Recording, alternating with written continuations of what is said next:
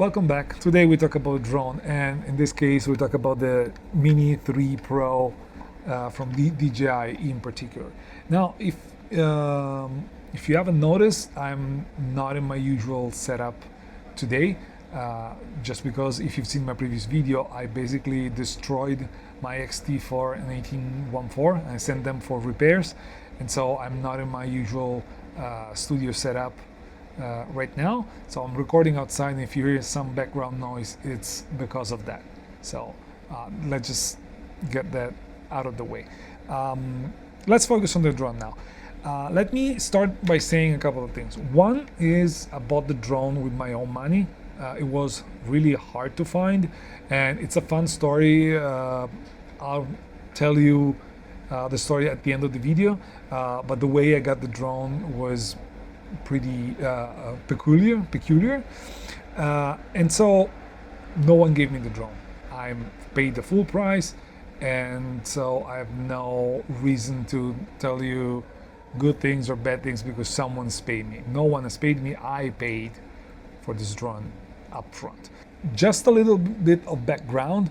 I am not a professional drone pilot. I've been using drone for the last 4 years. I started with the Air, with the first Air that got launched, then I got the Mini 2, and now I got the Mini 3 Pro. And the reason why I always went for the smallest available is because, as I always say, I travel a lot and I'm not a professional pilot, so I don't have a license. I don't want a license if I can, and I want to have something portable and that gives me as less things to think about as possible. In this case, a drone under the 250 grams fits perfectly the bill.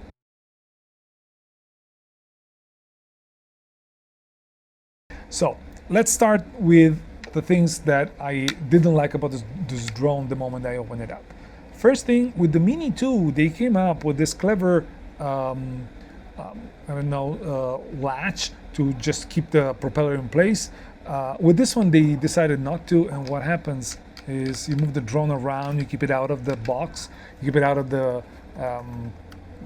bag. We'll talk about the bag in a moment, and these things are gonna go everywhere, so they get in the way, and the risk is that you break them, and you don't want that.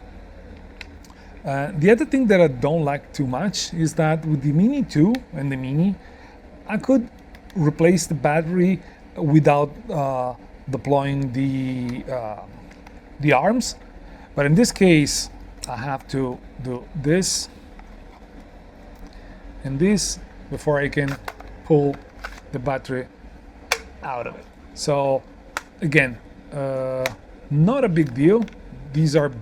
None of these is a deal breaker at all, but it's something that I felt it was worth mentioning. And one other thing, but this is something that based on the design of the drone they couldn't do differently, I guess, is the fact that now the gimbal is exposed.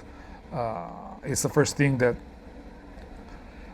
touches the ground if it falls with it nose down. But again, this gimbal does vertical video and it tilts up 60 degrees. It wouldn't be possible if they had the usual design.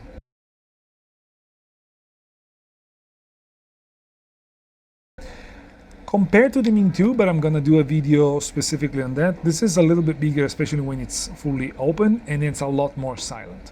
And so it's a really nice upgrade. I haven't had the time to dive too much into the image quality. I promise I will do that in a different moment, in another video.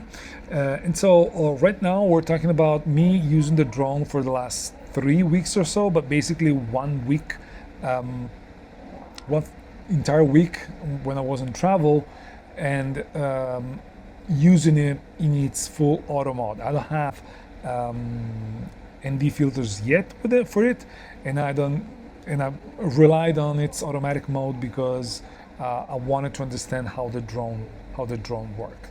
What I didn't do in my first week was using the tracking and all of that, because I was outside, I was in an environment that I didn't know, and since I have never had a drone with all the bells and whistles like active tracking, dronies, and multi-shot and all of that.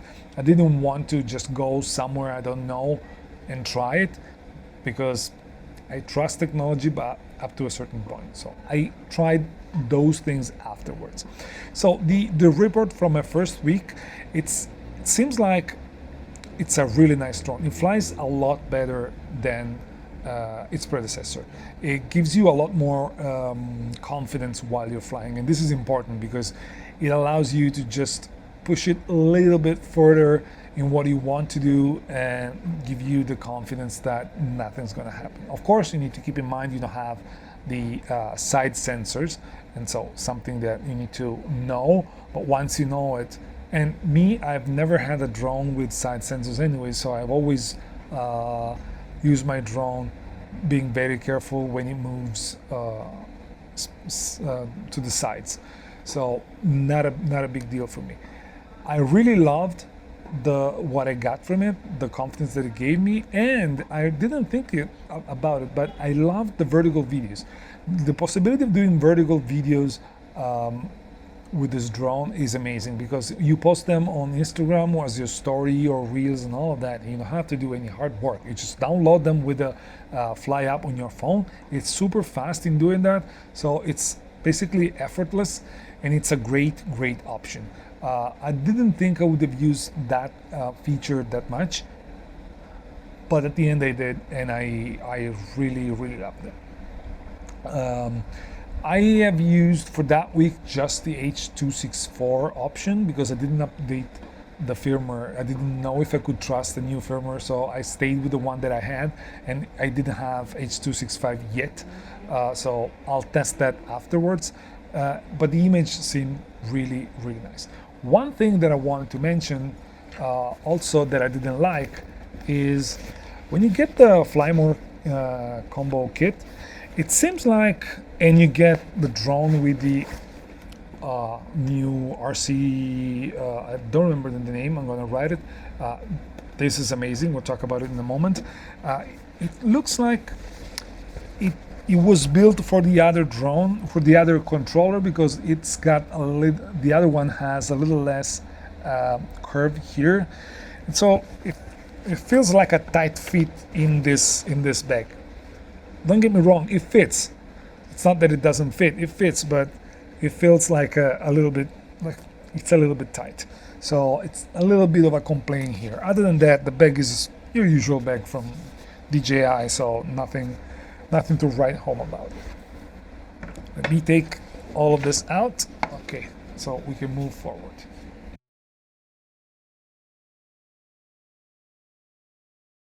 The controller with the screen is just amazing. I've always complained about the fact that I had to use my phone to connect the drone, to connect the controller, and the ability of not thinking about it and just go and do it is really great. This has helped me get the drone out more frequently than I did in the past with the other drone, just because sometimes, especially like me, if you're hiking, thinking about I gotta get my phone out, I gotta remove the cover, I gotta connect the cable, then I'm gonna start the controller, then I'm gonna need to launch the app and all of that. Sometimes you think, I don't know if this is worth all of the effort, and you just keep a scene and go to the next one, just your location, your final location when you know you're gonna have time. Well, in this case, with this drone and this controller, I used it a lot more just because it was easier. And so, for me, if you want to buy this drone, get this controller. It's worth the price difference every day, every single day. It's a freaking amazing controller. I never tested the full range, and I will never do, because I try to comply with regulations, and you should see the drone as you fly, and there's no way you can see the drone more than a kilometer away, and even a kilometer away, you don't see it on 1 kilometer. People say that they can see it maybe at night, maybe with the lights on, maybe, but usually you won't be able to see it. And if you lose sight for a moment, it's over. You will never see it again until you go back. So don't expect a range test from me. There's plenty of videos around. Go watch one of those.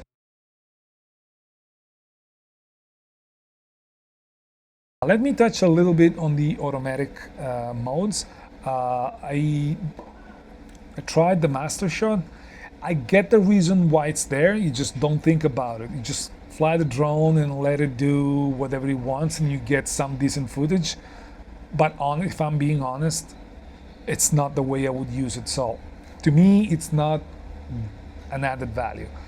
What is an added value is some of the automatic shots, like the point of interest, the other solutions, just because if you want to do something while the drone does its own thing and you want to act like you're doing something, you can do it. And so it makes sense. And most than anything, what is really nice is the active tracking. Now, I only tried the active tracking briefly, and I can tell you a couple of things. One, in my opinion, it works way better with cars and, like, in general, bigger subjects, because with the car, it didn't lose the car. In my test, at least, it didn't lose the car at all, and it was following it. Like, it was fluid, it was nice, and it wouldn't go around too much. At a certain moment while I was tracking, I had to tell the drone to track from behind, because I was going around a turn, and after that turn I knew I was gonna hit something if the drone was going sideways. So I went from parallel to trace, just because of that, and it worked perfectly fine, perfectly smooth. And at the moment I wanted to stop, I stopped the car. The drone was about to hit a tree, and it just stopped, and it was exactly what I needed for the drone to do. While if it's tracking people, it doesn't, since we're going slow, the drone has too much time to think about, and so it goes, it's not a smooth movement, but it kind of goes erratically. It follows you, don't get me wrong, but it's not, I would never do it, I would never accept it like that. Unless you're going on a straight line, perfectly straight line, then the drones follow you. But in general, it's not, to me, it's not that pleasing in general. And also what I realized is that the drone tends to lose people easily. I just crossed my road with a guy, and that happened while I was behind the tree. The other guy was going towards the drone, I was going on the other way. You've seen it right now. The drone decided that the subject was now the other guy, despite wearing different colors. So I will have to try it a little bit more. And one of the things that kind of pissed me to a certain degree is that if you're tracking people, you need to be fairly close, otherwise you get that indication subject too far, get closer to start the shot. If you know that that is something that I can set somewhere, I tried but I couldn't find it, let me know, because again, it's the first time that I have a drone like that with all of these bells and whistles, so I may not know what to do. One other annoying thing that it did while I was trying all of that, for whatever reason, when I activated the automatic modes, the tracking mode, it turned off the possibility of going sideways. Fortunately, it gave me an advice on the screen, and it told me, yeah, you going sideways is disabled. So I realized that I was gonna need to go through the menu and understand how to unlock that. But when it's the first time it happens, I would expect that if you're going sideways with your sticks, it tells you again, hey, you're locked. You should check that menu setting, otherwise you're not gonna be able to fly sideways. Finally, I found it, so not a big deal, but again, a little bit annoying.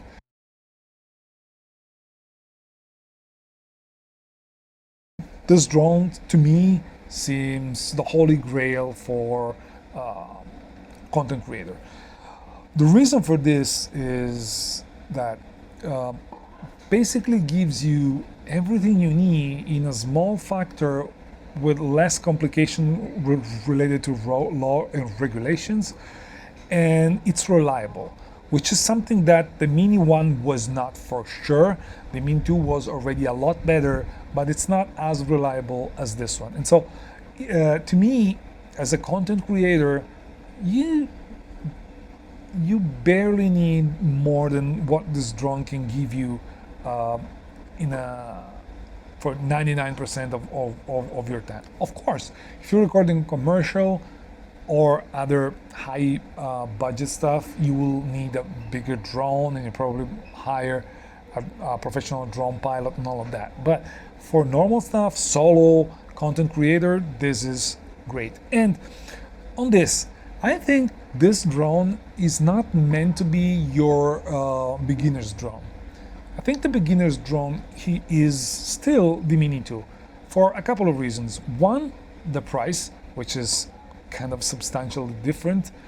And also, I think that as your first drone, you shouldn't get a drone with all the bells and whistles, automatic modes and all of that, just because you learn how to fly a drone when you're forced to do it manually. It gives you the mindset of, hey, I am flying something. I don't want to crash that something. If I crash that, I'm gonna pay the price for it. While if you're relying on all of the automated things, basically you just go and trust the technology, and then you find yourself with a drone on the ground just because you didn't expect that it would have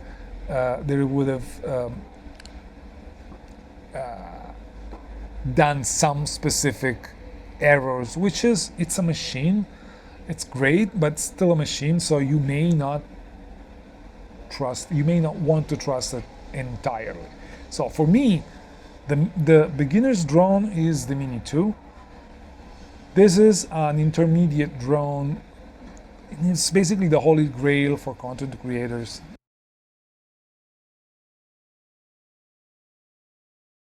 I didn't try the low light capabilities, and again, I will dig further into image quality and all of that in another video. So let me know in the comments below if you need me to test something. I think that I got one of the problems that someone has reported, which is I got like a foggy clip, probably because of condensation, but I didn't know that was the problem, and I didn't even realize that it was foggy. And so I didn't check when I landed the drone if the lens was there was some condensation in the lens. But I'm showing you the footage right now. You can clearly see that the top section is not as sharp as the section below, and this happened all in that occasion. So it's not that the lens is damaged or the sensor is damaged. Something happened in that specific occasion. I will further dig into it, but I'll probably need cold weather to try that, because right now it's scorching hot and I'm not gonna have condensation for sure. But again, I'll keep trying. So again, let me know in the comments below if there's anything more that you wanna hear from me, something that you want me to test, and I'll do it. I'll do my best to do it in my full review, which is gonna come a few weeks down the road.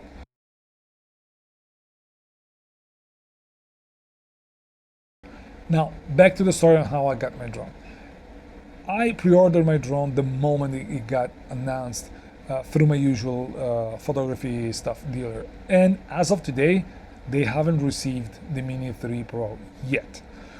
I was about to leave for when the drone was finally available, or was supposed to be available.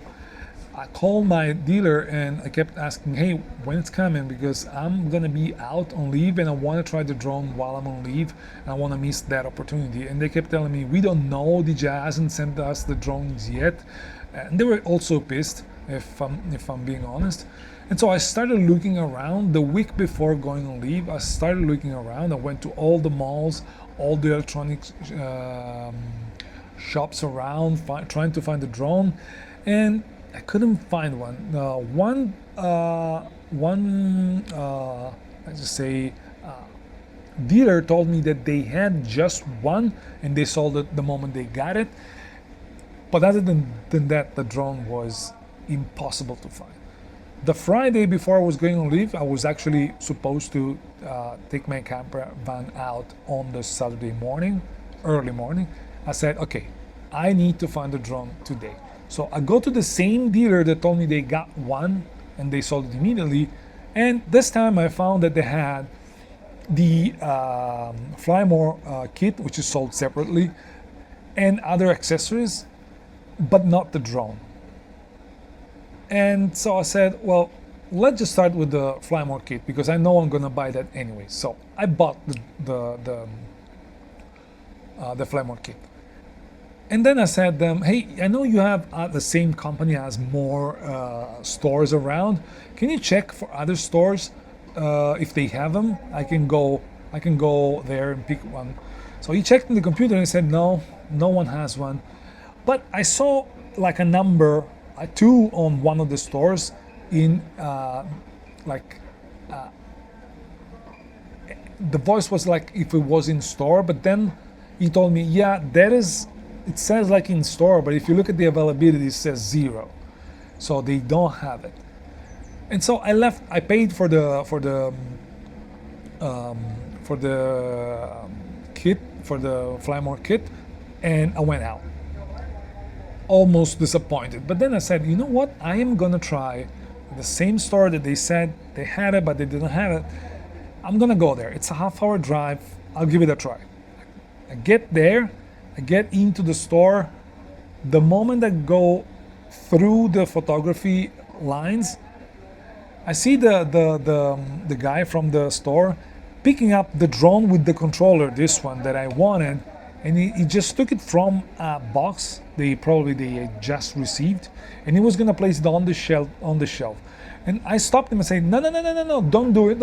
If it's not already sold, that is mine. He looked at me like I was a weirdo, because I would have looked at me as if I was a weirdo, that's for sure. And he told me, you sure? I didn't even put the price on it. I said, look, I know the price. I know everything about the drone. I need it today.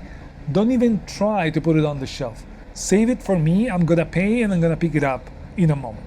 He kept looking at me, staring at me, and he told me again, are you sure? I said, yes, that is mine. Give up, it's mine. Don't even try. So I go pay, I get the drone. It was already 7 p.m. on that. Got back home, started to charge batteries, activate the drone, activate the DJI Care and all of that. I told my wife, don't talk to me. I know tomorrow we're supposed to leave, but don't talk to me for the next 2 hours. I need to make sure everything's perfect before we leave. So for 2 hours, I was like alone and no one could talk to me, and tried that everything was fine. And then I finally relaxed, and 6 hours later, I was already on my van going for my vacation. So sometimes insisting, it works.